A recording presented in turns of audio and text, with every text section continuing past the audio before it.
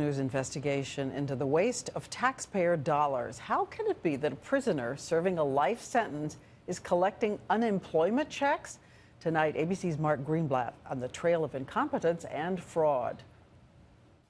Meet LA gang member Anthony the Chopper Garcia. Despite getting 65 to life for murder, he continued to collect $1,600 a month in unemployment. The Chopper allegedly let his cronies cash the checks. The total haul, $20,000. They're now awaiting trial. The state of Florida was no better, sending Robin Ballard Terkel unemployment checks last June while she sat behind bars. When she got out, she used the money for a freedom party. And in Missouri, a businessman faces charges for faking his unemployment and using the money on hotels in Costa Rica and meals at Hooters. And it's not just fraud. The feds say much of the problem is due to lax oversight and simple error by state agencies, such as when they let people continue to collect after they find a job. How big is the problem?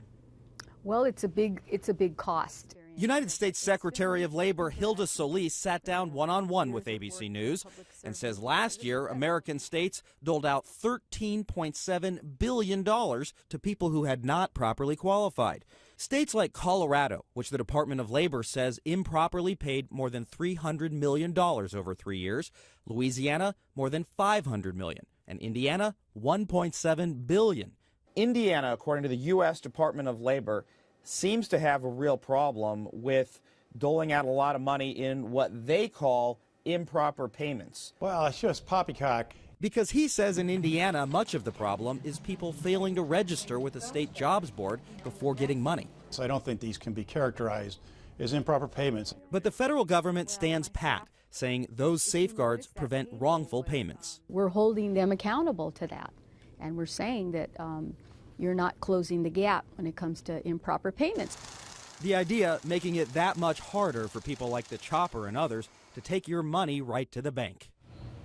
So, Mark, what's the Labor Department going to do about it? Diane, one idea is to simply hand over the names of everybody who's actually received an improper payment to the IRS and let the IRS confiscate tax refunds. It's an idea that's gaining steam and already working in several states.